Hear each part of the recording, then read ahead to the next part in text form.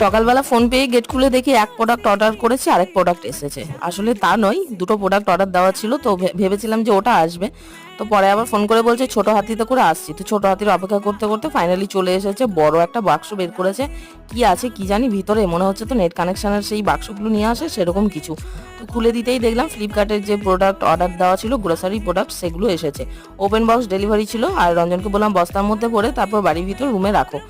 আর জিনিস অনেক কিছুই অর্ডার করেছি, যেহেতু এখন অনলাইনে শপিং প্রায় চলতেই থাকে।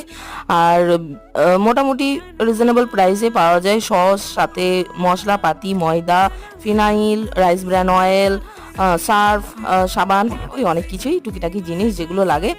আর কি বলুন তো, এই অনলাইনে গ্রোসারি প্রোডাক্টস চালু হওয়ার পর থেকে না দোকানগুলো প্রায় বন্ধই হতে চলেছে, কারণ মানুষ তো প্রায় সবাই সুবিধাই খোঁজে। আমার ক্ষেত্রে বিশেষ, বাড়িতে বসে হয়ে যাবে, সেহেতু আমার কি দরকার আছে বাজারে যেয়ে কেনার। এটা একটা খুব ভালো কিন্তু